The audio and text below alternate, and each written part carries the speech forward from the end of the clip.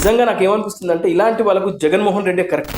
పవన్ కళ్యాణ్ గారి సినిమాల్ని ఆపడం, ఆయనను తొక్కాలని చూడడం ఎవరి తరం కాదు. పవన్ కళ్యాణ్ గారు ఒక సినిమా ఫంక్షన్ ఒక డైలాగ్ చెప్తాడు, మనల్ని ఎవర్రా ఆపేది.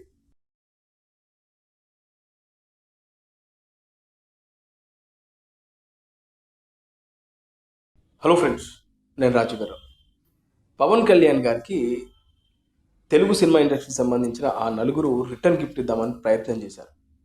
హరిహర వీరమల్లు సినిమాను అడ్డుకోవాలని తెగ ప్రయత్నాలు చేశారు. ఒక్కసారిగా సోషల్ మీడియాలో వచ్చిన పెను తుఫాన్ని చూసి వెనక్కి తగ్గారు. హరిహర వీరమల్లును అడ్డుకుంటే తమ పరిస్థితి ఏంది అనేది ఒక్కసారి ఆలోచనలో పడ్డారు. మామూలు వ్యతిరేకతన ఇది. పవన్ కళ్యాణ్ గారికి రాజకీయాలకు అతీతంగా అభిమానులు ఉన్నారు. హరిహర వీరమల్లు సినిమా రిలీజ్కు దగ్గరకు వచ్చేసరికి జూన్ 1వ తారీఖు నుంచి థియేటర్లు మూసివేయాలి అనే ఒక ప్రయత్నం ఆ నలుగురు స్టార్ట్ చేశారు. సినిమా ఇండస్ట్రీకి సంబంధించి పెద్ద నిర్మాతలని చెప్పుకునే ఆ నలుగురు చేతుల్లోనే సినిమా హాళ్ళు ఉన్నాయి. వందలాది థియేటర్స్ని వీళ్ళు లీజుకు తీసుకున్నారు. అలా లీజుకు తీసుకొని వాళ్ళ చేతుల్లో థియేటర్ను పెట్టుకొని నిర్మాతలకు చుక్కలు చూపిస్తున్నారు. ఇవాళ చిన్న సినిమా నిర్మాతల పరిస్థితి అయితే అగమ్య గోచరం. వాళ్ళకు థియేటర్లు దొరకవు. సినిమా బాగుందంటే నయానో భయానో ఆ సినిమాని లాగేసుకుంటారు, లేదంటే మీకు థియేటర్లు లేవంటారు. వాడు 5 కోట్లు 6 కోట్లు 10 కోట్లు ఎంతో ఖర్చు పెట్టి ఒక మంచి సినిమా తీసుకొస్తే ఈ నలుగురిలో ఒకరిద్దరు ఏం చేస్తారంటే, ఆ సినిమా మాకు ఇచ్చేసాయి, మేము రిలీజ్ చేసుకుంటాం, నువ్వెంత ఖర్చు పెట్టావు, ఇంత ఖర్చు పెట్టావు కదా, దాంట్లో మేము ఇంతో కొంత ఇస్తాం, ఒకవేళ ఫ్లాప్ అయితే ఏంటి సంగతి, మాకు ఇచ్చేసాయి. వాళ్ళకి తెలుసు ఈ సినిమా ఎలా మనం ప్రమోట్ చేసుకోవాలి, ఈ సినిమా ద్వారా మనం ఎంత సంపాదించవచ్చు, ఈ సినిమాలో కంటెంట్ బాగుంది, మనకు ఉపయోగపడుతుందని చెప్పి అలాంటి నిర్మాతల్ని పాపం అమాయకులు చేసి వాళ్ళ దగ్గర నుంచి సినిమాలు తీసేసుకొని వీళ్ళ బ్యానర్ ద్వారా రిలీజ్ చేసుకున్న సినిమాలు కోకొల్లలు అలా డబ్బులు సంపాదించారు ఈ నలుగురిలో ఇద్దరు నిర్మాతలు. వాళ్ళ పేర్లు మీకు తెలిసే ఉంటుంది. అలా చిన్న నిర్మాతలను అలాగే సినిమా థియేటర్ల యజమానుల్ని భయపెట్టి థియేటర్లను లీజుకు తీసుకొని ఇప్పుడు వీళ్ళు తెలుగు సినిమా ఇండస్ట్రీని శాసిద్దాం అనుకుంటున్నారు. కానీ వీళ్ళు పోయి పవన్ కళ్యాణ్తో పెట్టుకున్నారు. నిజంగా ఇదే పోయి పవన్ కళ్యాణ్ గారితో పెట్టుకున్నారు. పవన్ కళ్యాణ్ గారు ఒక్కసారి కన్నెర్ర చేస్తే పరిస్థితి ఏంటి అనేది వాళ్ళకు ఆల్రెడీ తెలుసు, ఈ నలుగురికి తెలుసు. కానీ ఇవాళ ఆయన ఒక ప్రభుత్వంలో ఉన్నాడు, ఆయన మున్పట్లాగా అంత కఠినంగా వ్యవహరిస్తాడా, అంత కటువుగా ఉంటాడా అని వీళ్ళు అనుకున్నారు. కానీ ఇప్పుడు అఫీషియల్గా ఒక ప్రెస్ నోట్ కూడా రిలీజ్ అయింది. నాకు రిటర్న్ గిఫ్ట్ ఇద్దామనుకుంటున్న నిర్మాతలకు కృతజ్ఞతలు అంటూ అఫీషియల్గా ఆంధ్రప్రదేశ్ ప్రభుత్వం నుంచి ఈ అఫీషియల్ లెటర్ వచ్చింది. దీన్ని బట్టి చూస్తే పవన్ కళ్యాణ్ గారు ఎంత సీరియస్గా ఉన్నారో మీరు అర్థం చేసుకోండి. ఈ లెటర్లో వాళ్ళు ఒక్కటే మాట చెప్తున్నారు, మీ అవసరాల కోసం మా దగ్గరకు వచ్చి టికెట్ల రేట్లు పెంచుకున్నప్పుడు మేము ఇప్పుడు మీ గుర్తుకు రాలేకుండా పోయామా? మీ అవసరానికి ఒకలాగా మా అవసరాలకు ఇంకోలాగా ప్రవర్తిస్తారా? మీరు ఇకపై మీ సినిమాల టికెట్ల రేట్లు పెంచుకోవడానికి మా దగ్గరికి వచ్చినప్పుడు మీ సంగతి చెప్తాం.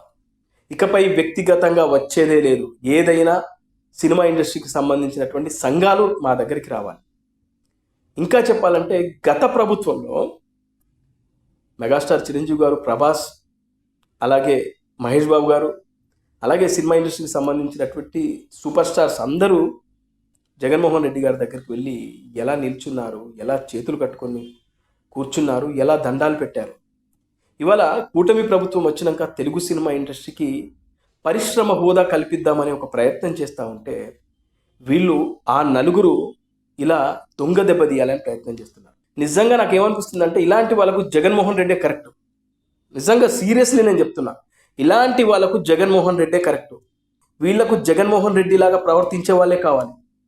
అయ్యో నేను కూడా సినిమా ఇండస్ట్రీకి సంబంధించిన వ్యక్తినే, నేను సినిమాల్లో హీరోగా చేసేవాడిని అని వీళ్ళను సాధారణంగా ఆహ్వానించి కూర్చోబెట్టుకుని తెలుగు సినిమా ఇండస్ట్రీకి మనం పరిశ్రమ హోదా కల్పిద్దాం, అట్లాగే ఆంధ్రప్రదేశ్లో ఇండస్ట్రీని డెవలప్ చేద్దాం, మీకు ఏం కావాలన్నా నేను మీకు అన్ని రకాల సమకూర్చడానికి సిద్ధంగా ఉన్నాం, మీ సినిమాలు పెద్ద సినిమాలకు సంబంధించిన టికెట్ల రేట్లు పెంచుకోవడానికి మేము అనుమతులు ఇస్తాం, అన్ని విధాలుగా ఇండస్ట్రీని ఆదుకునే ప్రయత్నం చేస్తామని ఉప ముఖ్యమంత్రి పవన్ కళ్యాణ్ గారు, అలాగే నారా చంద్రబాబు నాయుడు గారు ముఖ్యమంత్రి గారు, అలాగే సినిమాటోగ్రఫీ మినిస్టర్ కందుల దుర్గేష్ గారు వీళ్ళందరూ కూడా హామీ ఇస్తే ఇవాళ వాళ్ళకే కట్టప్పలాగా వెన్నుపోటు పొడుస్తున్నారంటే మిమ్మల్ని ఏమనాలి?